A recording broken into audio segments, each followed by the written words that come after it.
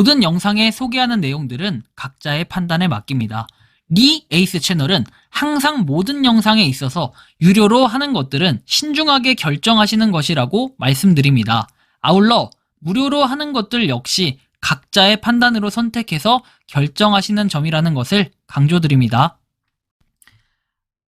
안녕하세요, 리 에이스입니다. 자, 여러분들 이번 시간은 벅스코인 최신 소식에 대해서 한번 설명해 드리겠습니다. 가세현 방송 이후에 10배 이상 상승을 했습니다. 최근에 벅스코인이 어떤 소식들이 있었나 살펴볼 거예요. 불과 여러분들 한 달 전만 해도 가세현에서 방송할 때 벅스코인은 최저점을 찍고 엄청난 욕을 먹었습니다. 벅스코인 자체가. 그래서 이름이 직접적으로 거론된 대표 조인범 씨에 대해서 얘기를 많이 합니다. 저도 이제 인범TV의 구독자로서 벅스코인을 제가 주기적으로 다루는 듯 하지만 그렇게 주기적으로 다루진 않는 것 같아요. 왜냐면 얘는 약간 무료 채굴 코인의 방식도 있는데 최근에 저도 너무 바빠가지고 이걸 살펴보지 못했는데 또 한번 오랜만에 한 달 전에 있었던 일과 한 달 후에 있었던 지금 일을 한번 살펴볼 거예요. 최근에 보면은 벅스코인 레퍼럴 생태계에서 이렇게 연 환산 기준에서 1467만 달러 영업이익을 보고했다라고 해서 암호화폐 가치평가의 게임 체인저라는 이런 기사 뜨고, 소각 지갑해서 곧 닫고 개미스터디 마감한다 해서 1인당 3만 벅스코인씩 1000명 이상 소각, 생태계 참여는 70만 달러 이상 가치의 벅스가 소각이 예정된다라고 나와 있어요. 벅스코인의 유통량은 또 감소할 것이고 가치는 상승할 것이다 내용도 나오고요. 여기 보면은 벅스 엄청나죠. 지금 인범으로 추정되는 지갑에서 또 한 번 대규모 매수 움직임이 포착됐다. 벅스를 자체적으로 매수를 하면서 가격 상승의 원동력도 좀 있다라는 거예요. 비트겟에서 54만 달러 상당의 벅스가 개인 지갑으로 이동된 것이 확인됐다라고 해서 4억 1700만 개, 현재 시세 기준으로 412만 달러에 달하는 규모다라는 내용. 여전히 뭔가 벅스코인 자체 열심히 활동하고 있는 모습이 보이고 있다라는 거고, 4월 17일 컨퍼런스에서 로드맵 관련한 발표가 좀 있었는데, 요걸 좀 보면은 4월 17일 생일을 맞아 싱가포르 현지에서 투자자분들께 반가운 소식을 접하고자 이 자리를 마련했다라고 돼 있어요. 의심에서 확신으로라는 글로 시작이 됩니다. 보면은 인플루언서 기반 팬토큰이라며 곧 무너질 것이라 예측을 했습니다. 하지만 우리는 다음과 같은 성과를 냈고, 코인 마켓캡 기준 300위 안에 진입을 했고, 루머 해소 후에 저점 대비 10배 상승을 했습니다. 늦게 시작한 레퍼럴 활동도 회의적인 시장 속에서 시작을 했지만 아시아 최대 거래량을 달성하며 시장을 장악했다. 지금은 조롱하던 이들도 침묵하고 있다. 이들의 의심과 질투는 오히려 저에게 더 열심히 할 수 있다는 원동력이 되었다. 영향력과 구조, 실질 영업이익 기반해가지고 1위 플랫폼 개미톡을 만들었고 6개월 만에 기존 인플루언서들을 제치고 아시아 레퍼럴 거래량 1위를 달성했다. 재단이 직접 영업이익을 창출하는 구조를 갖고 있다. 라는 거 특징. 자, 벅스코인의 미래, 벅스덱스, 그리고 실물자산에서 STO 생태계라고 얘기하죠.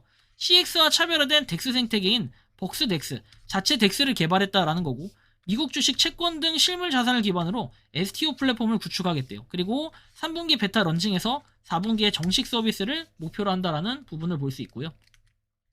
운영국가, 한국에서 싱가포르 앤 스위스라고 해서 뭔가 이렇게 돼 있어요. 대한민국의 규제 환경은 다음과 같은 불확실성을 안고 있다. 암호화폐에 대한 부수적인 정책, 그리고 STO 관련 가이드라인 부재, 해외 법인을 내국 법인으로 간주하는 세법 리스크, 이렇게 얘기를 하면서 한국에 뭔가 리스크가 있다라고 얘기를 하고, 그래서 당화 결정을 내렸다. 자, 보시면 엔트톡 글로벌 법인 설립, 그리고 규제청 등록을 완료했고, 그리고 25년 2분기 대한민국 사업을 모두 해외로 이전하고 비거주지 전환으로 세법 리스크를 제거했다라고 나오죠. 적격 투자자만 가능하므로 일반 투자자도 참여할 수 있는 스위스 법인을 통해 STO를 추진할 거다라는 이런 내용.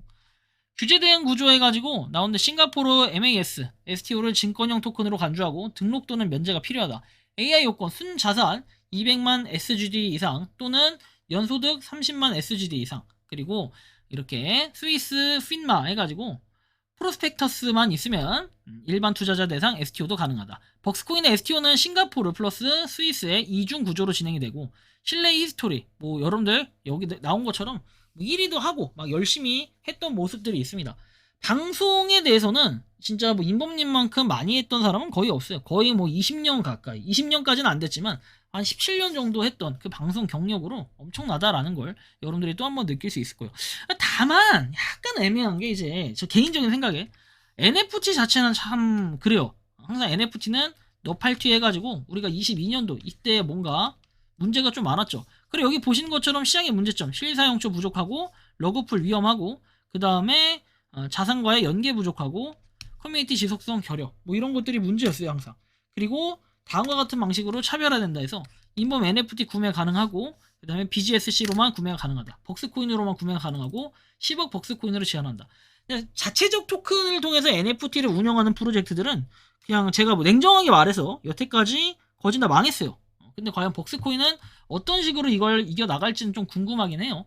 의문점은 좀 드는데 예를 들면 100만 벅스코인으로 NFT 구매하면 12월 9일에 120만 벅스코인으로 수령한다.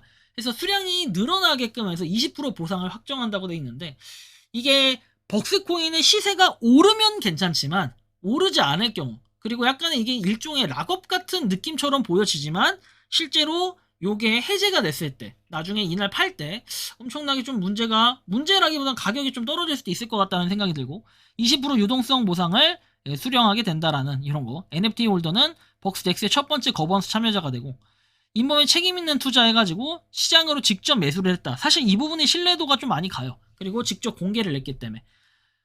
그래서 저는 이 벅스코인 프로젝트의 목표와 벅스코인 목표를 얼마인지 해서 지금까지 살면서 목표를 두고 일을 해본 적이 없다라고 얘기를 해서 뭔가 목표를 달성했을 때 허탈감을 느끼겠다 해가지고 그냥 끝없이 달려나가겠다라는 이런 의지가 좀 강력하게 느껴지고 벅스 NFT 한정판 출시해가지고 20만 벅스코인, 50만 벅스코인 뭐 등등등 해서 이렇게 나와 있는데 1000만 벅스코인까지 있습니다. 이거 관련해서는 추후에 제가 거래소에서 현재 어떻게 이용되고 있는지 이런 것들도 좀 살펴볼 거예요.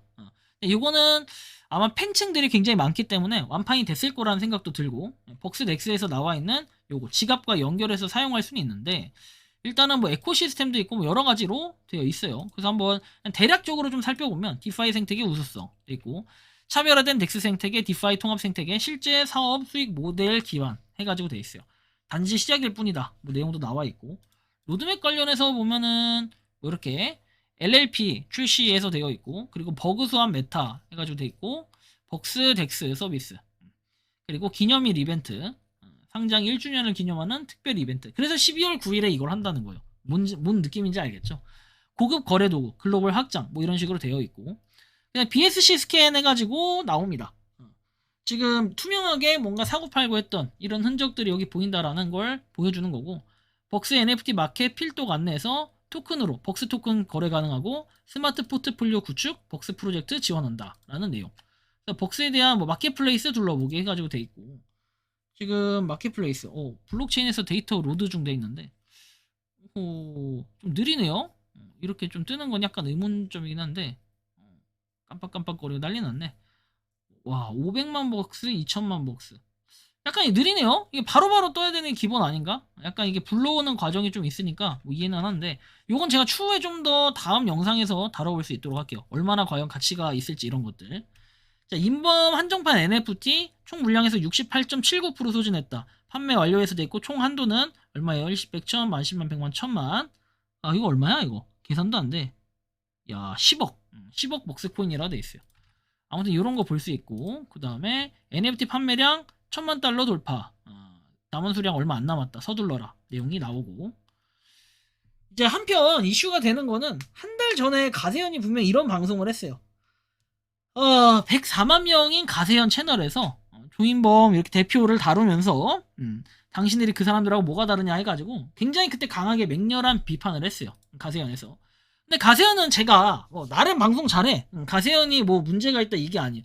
가세현도 나름대로 자기네들 방송을 하는 거는 저는 존중해요. 하지만 뭐가 잘못됐냐면 코인에 대해서 개념 자체가 아무것도 없는 사람들이 예를 들면 저처럼 NFT가 뭔가 좀 부정적이다 이렇게 얘기했으면은 사실 좀 그냥 그럴 수도 있겠다 생각이 들어요.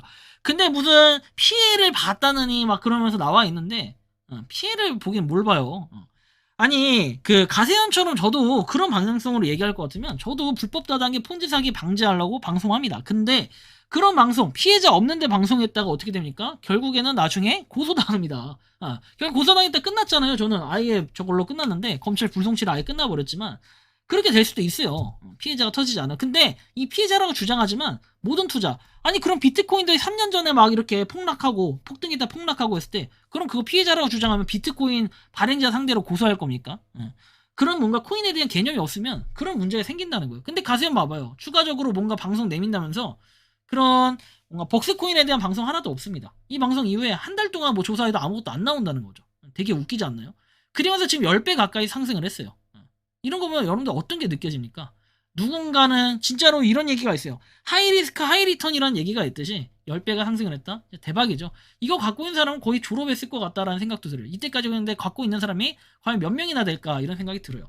추가적인 조사를 해서 올린다던 가세요. 당시에 가격은 0.001이었어요. 근데 1개월이 지나서 추가 영상은 올라오지 않고 그 피해자는 지금쯤 대박이 났겠죠. 당연히 피해자는 손절하고 안 샀다고 했겠죠.